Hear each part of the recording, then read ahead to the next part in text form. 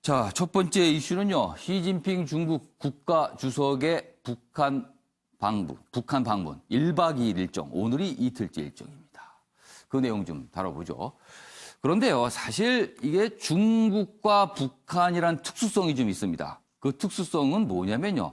뭔가 잘 전해지지 않는다는 거죠. 그래서 사실 어제 북중 정상회담이 있었고 뭐 화면도 나왔지만 내용은 그렇게 상세한 내용이 아직 안 들어오고 있어요. 아마도 오늘 모든 일정이 끝나고 시진핑 주석이 중국에 돌아간 뒤에 아마 본격적으로 뭐가 나올 것 같습니다. 일단 기다려보도록 하고요. 지금까지 나온 소식 전해드리죠. 경향신문입니다. 김정은 내외 공항 영접 그리고 25만 명 카퍼레이드 환영, 황제 예우다 이렇게 돼 있습니다. 그러니까 대대적인 환영식이 있었다는 거죠. 그리고 환영식이 2번 있었습니다. 공항에서 한 번, 그리고 금수산 궁전에서 한 번. 금수산 궁전은 북한에게는 엄청난 의미가 있는 곳이라 그래요. 내용 좀 자세히 보시죠. 시진핑 평양 도착 첫날 모습입니다. 공항 10,000명 오성 홍기 물결 잃었고요. 금수산 궁전에서 2번째 환영식이 또 열렸습니다. 북수뇌부 참석 이례적인 환대를 했고요. 정상회담 뒤에는 집단 체조 관람도 있었다고 합니다. 물론 만찬도 있었죠. 그리고 금수산 영빈관에 묵은 시 주석, 진한 가족 분위기에 감사하다 이렇게 돼 있습니다. 사진 보시면 어제 의장대 사열을 하는 모습이 있고요. 그 옆에 사진은 평양 시내 카퍼레이드를 하면서 금수산 궁전으로 이동하는 모습, 이게 사진으로 실려 있습니다. 관련 기사가 하나 더 있습니다. 보시죠. 이번에는 좀 내용을 다룬 기사입니다. 김정은, 미국이 호응을 안 한다. 이렇게 푸념하자 시진핑, 비핵화에 적극 역할 내가 하겠다. 이렇게 된 거예요. 이런 얘기들이 오고 갔다 그럽니다. 김, 미국 탓하며 인내심 유지하겠다. 마주보고 문제 해결하길 원한다. 뭐 이렇게 호소를 했다 그래요. 시진핑 주석한테. 그리고 옆자리엔 김영철 대신 최룡해. 그래서 지금 북한 내부에 무슨 권력 구도에 약간 변화가 있는 거 확실히 뭔가 있다 이렇게 나오고 있고요.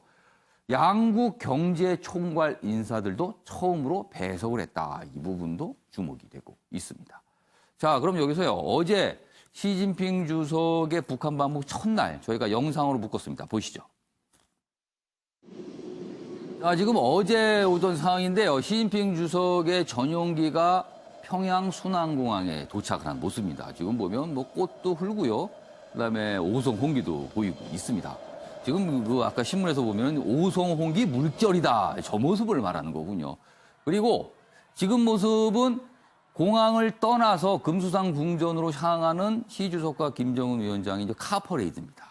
그렇게 무게차 위에 올라가서 손을 흔들면서 저런 모습은 통상적으로는 어떤 이 정상들이 해외 방문할 때 보는 모습인데 이번에 시진핑 주석은 국빈 방문이라는 격식을 갖춰서 지금 방문이 이루어지고 있다 그러네요. 그래서 굉장히 좀 환영이다. 그래서 아까 경향신문 기사는 황제 예우다 이렇게까지 평가가 있었습니다. 자, 윤경호 의원님. 뭐 내용이야 뭐 저희가 충분히 봤습니다. 그럼 나온 내용 일부가 지금 알려지고 있어요. 그리고 뭐 김정은 위원장이 뭐 트럼프 대통령 향해서 푸념을 하니까 시진핑 주석이 걱정 마라. 내가 도와주마. 뭐 이런 거였어요. 자, 그런데 궁금한 거는 미국 트럼프 대통령의 반응이에요. 아직까지 구체적인 반응은 없습니다만 이 모습을 보고 트럼프 대통령이 마음이 좀 어떨까요? 불편할까요? 기대를 할까요? 어떤 쪽일까요? 글쎄요. 불편, 기대 그렇게 뭐 나눠서 얘기하기가 쉽지는 않을 것 같고요. 다만 정치적인 또 국제관계에서의 의미를 보자면 지금까지 북한 문제는 남북, 미 3자 간의 주도적인 역할로 이루어졌죠. 그동안은 그렇게 흘러왔습니다. 그렇습니다. 남북 정상회담 그리고 미북 정상회담.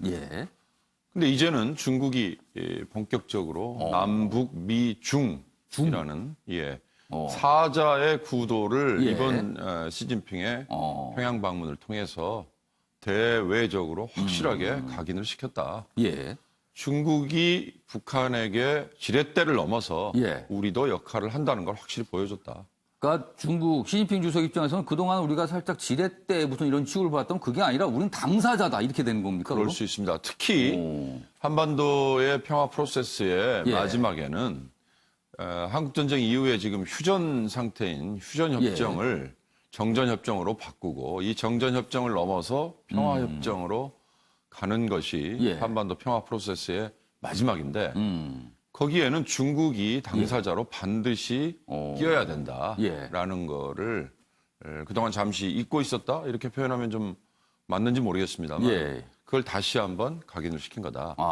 저렇게 대대적인 환영 그리고 형식에 있어서 뭐 아까 황제 예우 이런 건 사실 어찌 보면 우리 언론에 어찌 보면 좀 부끄러운 속성입니다. 황제 예우라는 게 과거에 뭐 우리가 중국과 무슨 4대 관계를 맺고 있을 때 뭐 그럴 때도 중국 황제가 우리를 방문을 했는지 모르겠습니다만 그건 뭐 언론이 자극적인 제목을 단 거고요. 그럼 이게 황제 예우가 되면 황제 그럼 예우하는 쪽은 뭐가 되는 겁니까? 그럼? 절대로 저건 적절하지 않은 수도 있겠네요. 그럼 적절하지 않은 표현인 것 같고 다만 저렇게 무게차에 같이 탄 건 우리 문재인 대통령이 갔을 때도 그렇죠. 저런 모습이었어요. 저런 모습은 보았으니까 전 뭐 이례적인 건 아니고 다만 저는 이번 시진핑의 방북 이후에 하나 주목해야 될 것은 시진핑 주석이 남북한 동시 방문 가능성이 있다고 올 초에 분명히 언급을 했습니다. 그러니까 공표를 했습니다. 직접 언급이라기보다. 그런 점에서 이제 평양을 갔기 때문에 언제든지 우리에게도 올 길이 열렸다.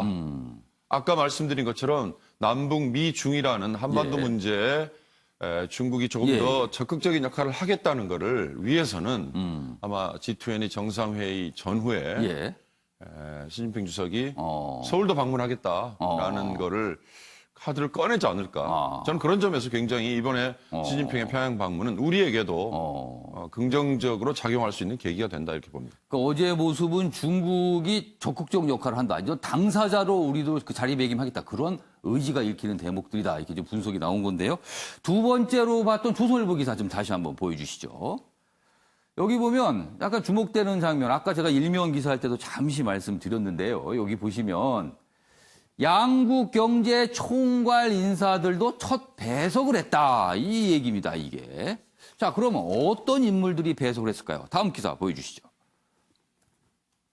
여기 있습니다. 경제사령탑 허리펑 황제 그림자 징쉐샹 수행했다. 여기 보시면 허리펑이라는 인물이 있어요. 여기 보시면, 여기 있습니다. 사진 보시면 허리펑이 있습니다. 중국 국가발전개혁위원회 주임입니다. 우리로 치면은 경제부총리 아니면 뭐 정부의 경제부처의 장관 정도 되는 위치입니다. 그만큼 위상이 강하죠. 중국의 경제를 끌고 가는 한 축인데요. 이 허리펑이 요번에 같이 왔다는 거예요. 북한에 같이 갔다는 겁니다. 여기 보시면 막강한 권한 그리고 가장 믿는 참모로 평가되는 인물들이 지금 대거 같이 동행을 했다. 경제 총괄이 동행을 했다는 측면, 지금 허리펑 지금 저희가 소개해드렸는데요. 북한을 경제적으로 지원한다는 메시지, 그리고 그 상황에서 김정은 위원장이 경제 발전을 정상적으로 강조했다는 거예요. 그래서 이 부분도 굉장히 좀 주목을 받고 있다 이런 건데요. 자, 최창현 교수님. 이 경제 부분, 중국도 뭔가 북한을 경제적으로 도울 의지가 있다는 걸 보여줬고요. 김정은 위원장 역시 경제 발전을 강조했습니다. 그렇다면 이 부분을 좀 해석을 해봐야 되는데요.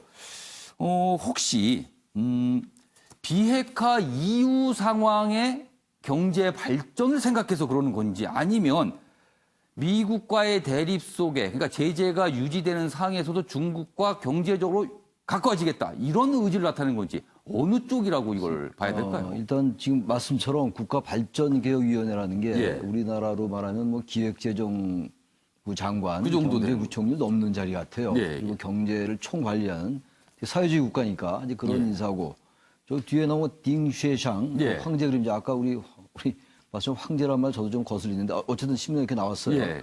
그 딩쉐상은 지금 우리나라로 말하면 경호실장, 보도에 나왔습니다만 비서실장, 부서실장을 다 합친 그런 자리라고 그래요. 굉장히 그러니까 막강한 거네요. 굉장히 막강한 그런 인사들이에요. 그러니까 시진핑 주석이 지난번 유럽이라든지 러시아를 방문할 때도 꼭 이제 같이 수행을 하는 그런 인사들이거든요. 다시 말하면 이제 저런 인사들과 같이 북한을 갔다라는 거는 유럽이나 러시아 못지않게 북한에 상당한 의미를 둔다, 비중을 둔다라는 그런 상징적 의미도 하나 있다고 느껴지고 또 하나는 우리 앵커께서 말씀하신 것처럼 저런 사람들이 감으로써 어쨌든 북한과 통 크게 경제적인 협력을 해 나가겠다라는 그런 의지도 담겨 있다고 보여집니다. 예. 대북제재 국면이기 때문에 예. 사실 대단히 제한적이잖아요. 예. 중국이 북한에 뭔가 경제 협력을 하려 해도 상당히 미국이 여전히 제재를 가하고 있고 이번에도 또 마찬가지예요. 스티븐 비건 대표가 상당히 유연성을 발휘해야 된다고 얘기했는데 바로 트럼프 대통령이 직후에 대북 제재를 또 발표했어요. 러시아에 관련된 것을. 그러니까 이거는 중국이 북한을 방문한 것에 대한 상당한 이제 불편한 심리를 드러냈다고 봐야 되겠죠. 그럼에도 불구하고 중국은 북한에 상당한 협력의 틀을 제공하겠다. 통 크게 그것도 저런 인사들을 수행했다는 게 그런 의미가 있는 거고요. 이번에 아까도 말씀하셨습니다만 이번에 그 국빈 방문은 김일성 주석 이후에 김일성 주석이 중국을 국빈 방문하고 중국 지도자로서는 처음 방문입니다. 그렇죠. 그러니까 중국 방북은 그전 있었지만 국빈이라는 타이틀은 처음이에요. 처음이라는 의미가 있어요. 시진핑 주석이. 바로 그래서 이제 자꾸만 언론에서 황제라는 단어를 쓰는지 모르겠으나 그만큼 지금 시기적으로 봐도 말이죠. 미국과 중국의 정상회담을 앞두고 있는 상황이잖아요. G20에서. 그런 상황에서 굉장히 빠르게 이루어진 것 같아요. 1박 2일이긴 합니다만 그 1박 2일의 의미가 굉장히 크다는 거죠. 역시 미중 무역 갈등이라는 그 변수를 우리가 배제할 수 없을 것 같고 북한은 북한대로 인내심 유지하겠다라는 얘기를 하는 걸로 봐서 어쨌든 간에 중국을 상당한 배경으로 해서 미중 간의 회담이 있기 전에 뭔가 양측의 이해관계가 맞아떨어진 것이 아닌가 이렇게 생각이 됩니다. 그러니까 오늘 우리 언론들이 다루고 있는 전체적인 분위기는요. 확실히 북한 뒤에는 중국이 있다. 뭐 이런 분위기가 다 좀 묻어납니다. 기사들 중에서. 알겠습니다. 뭐 요 주제 사실 아까 제가 처음에 말씀드렸지만 아직까지 이렇게 구체적으로 나오는 내용이 없습니다. 영상만 몇 가지 있고요. 그래서 오늘 정도에는 아마 나올 것 같은데 나오는 대로 아마 많은 좀 MBN 프로그램에서도 그 내용을 좀 다루지 않을까 생각이 좀 듭니다.